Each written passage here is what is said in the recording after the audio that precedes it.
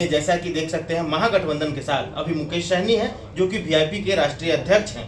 मुकेश सहनी जी के बारे में लगातार ये खबरें भी चल रही है कि मुकेश सहनी कभी भी जो है कि महागठबंधन की दामन को छोड़ करके अगर मुकेश सहनी के मांगों को पूरा नहीं किया गया तो मुकेश सहनी कभी भी महागठबंधन के दामन को छोड़ के एनडीए के दामन में जा सकते हैं। इन्हीं से जानेंगे, बातचीत करते हैं।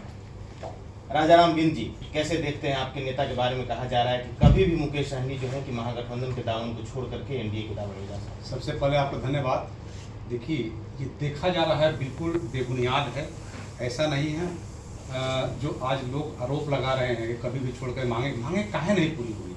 हमारे नेता जो भी हैं, माननीय राहुल जी, माननीय तेजस्वी जी, जितने हमारे गठबंधन के नेता हैं, सबकी आपस में तालमेल बैठ गई है, बातें हो गई है और सारी बात को मंथन हो गया, सारी बातों से सब राजी हो गए हैं। ये तो खाली हवाई बातें हो रही है कि नहीं मानेंगे तो छोड़ के चले जाएंगे। हम कहीं जाने वाले नहीं हैं। हम इंडिया गठबंधन के साथ मजबूत से बने हुए हैं। इंडिया गठबंधन के साथ उप मुख्यमंत्री की मांग है, क्या लगता है कहीं उप मुख्यमंत्री की मांग में इधर उधर हुई तो? नहीं, इधर उधर होने कोई चांस ही नहीं है। सारी बातें हमारी डील हो चुकी है। हमारे जितने दल है सबके साथ सब दल उस पर एग्री भी हो गया है तो कि हाँ, डिप्टी सीएम माननीय मुकेश सहनी बनेंगे और बनेंगे। उसके लायक भी हैं, उसके हकदार भी हैं। इसलिए कि आज बिहार में माननीय मंत्री जी भी कहते हैं, चाहे हम भी कहते हैं कि आरजेडी के बाद जो वोट की संख्या है, वोट की ताकत वो हमारे पास है, तो हमारा हक भी बनता है। मुकेश सहनी के बारे में सहनी समाज के ही नेता हैं, बात कर ले प्रदीप निषाद की या फिर उपेंद्र सहनी की, वो कहते हैं कि ये मल्लाह का बेटा नहीं है, ये सन ऑफ मल्लाह नहीं है, ये सन ऑफ मालदेह है। यानी कि माल लेने के लिए ये पार्टी बनाए हैं और अपने समाज को ठगते हैं, टिकट बेचते हैं। देखिए, दुनिया दूसरे से नहीं अपने से हारती है, समझ रहे हैं। अपना बावजूद को बढ़ाने के लिए, अपने अपने मलाई खाने के लिए लोग तरह तरह के आरोप लगा लें। लेकिन आप देखिए कि आज यूपी हो, चाहे बिहार हो, चाहे झारखंड हो, तीनों प्रदेश में निषाद समाज की चाहे जो भी उपजातियाँ आती हैं, बीन, बेदार, नोनिया, मला, सारी जो उपजातियाँ आती है, कोई नहीं जानता था। जिले में हम कुछ कहते थे कि हम बिंद हैं तो लोग बोलते कि बिंद कौन सी जात होती है, मलाह है तो मलाह कौन सी जात होती है।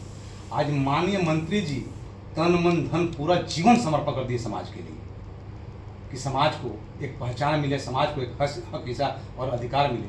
और तरह तरह के लोग अपने लोग ही टोल करते हैं, तो समझिए कि अपने लालच के लिए कर रहे हैं।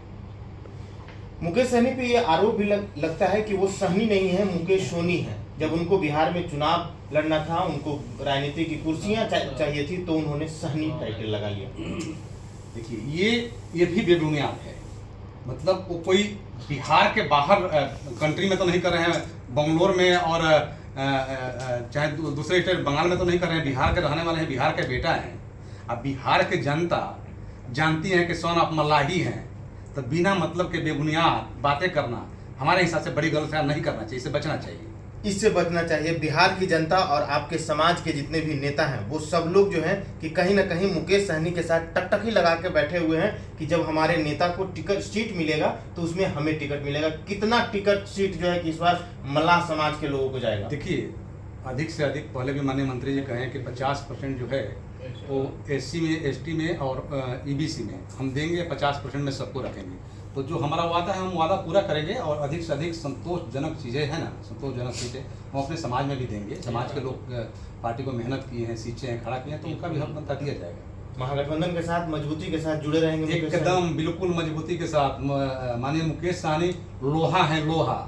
इतना जल्दी उनको मोड़ देना और फेर देना आसान नहीं है।